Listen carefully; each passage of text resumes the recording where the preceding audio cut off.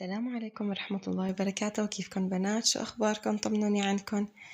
والله اشتقت لكم كتير كتير، ما بتتصوروا عن جد قديش اشتقت لكم وحنيت لك أيام لما كنت نزلكم فيديوهات. فاليوم هيك رجعت لكم بفيديو جديد.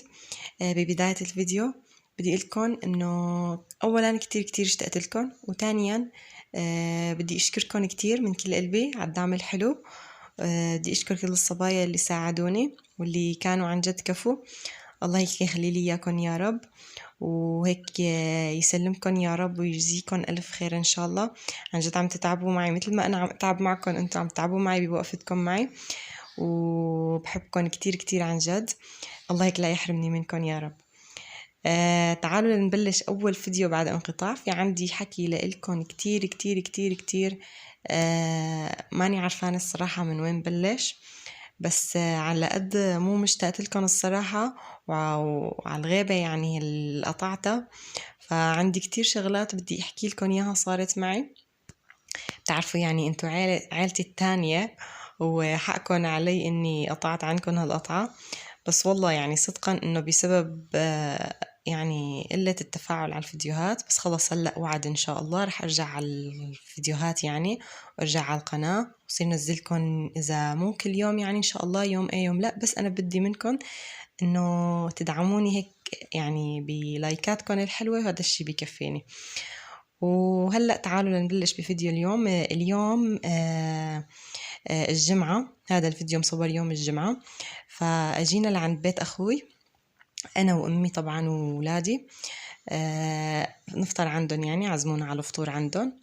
شوفوا لي هيك هالتشكيلة الفول والمسبحة والفلافل، شي غير شكل. الحمد لله هيك، الله يديمها نعمة يا رب. هلأ اليوم متفقين الصراحة إنه نروح على ميدنكي. هلأ نحن عنا هون بسوريا يلي حوالي عزاز وعفرين وهالمناطق هاي بيعرف ميدنكي أو النبي هوري وهيك يعني. مكان كتير حلو هيك، فيه مي وما مي، وفيه هيك خضار وأجواء عن جد كتير كتير حلوة. فقلنا هيك اليوم بما أنه نهار جمعة فنروح هيك، وحبيت أخذكم معي بهالمشوار الحلو. هلأ هون دخلنا عند أخوي على المحل. مثل ما بتعرفوا أخوي يعني عنده محل هيك صغير. أخذنا شوية أكلات ونقاريش وطلعنا باتجاه النبي هوري.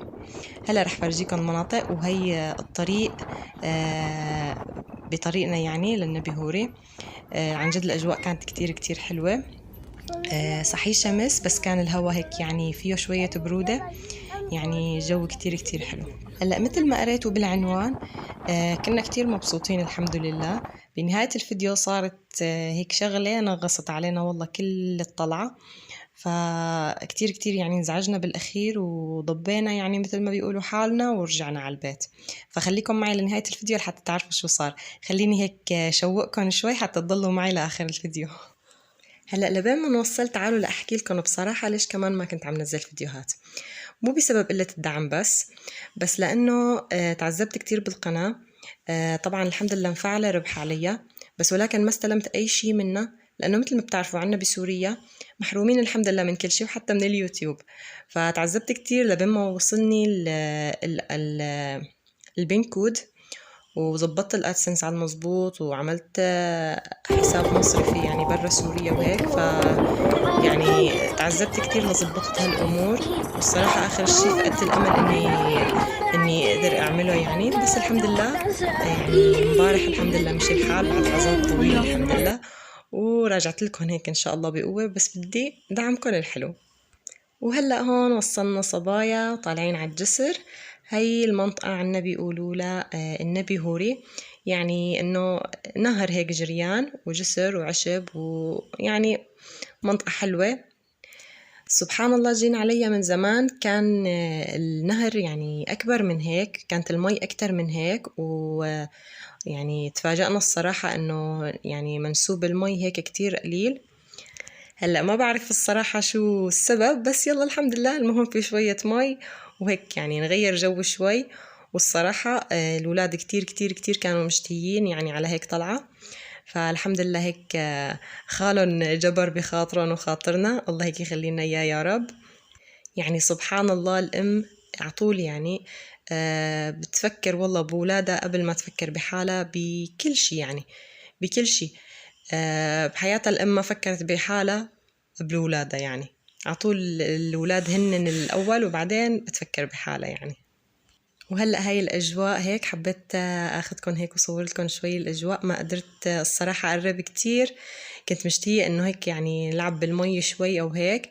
فمجرد ما هيك قعدنا مثل ما شايفين حطينا هيك شوية هيك هالنقاريش. هلأ هاي روحة تجريبية إن شاء الله.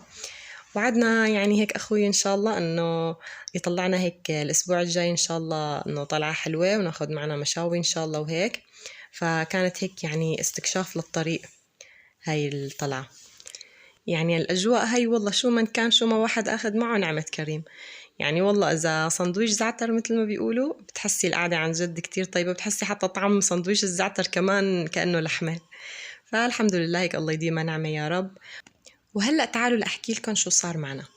قاعدين بأمان الله ومبسوطين، وقاعدين يعني عم نتصور الصراحة كنا وقت اللي صارت معنا هالقصة يعني بالأخير.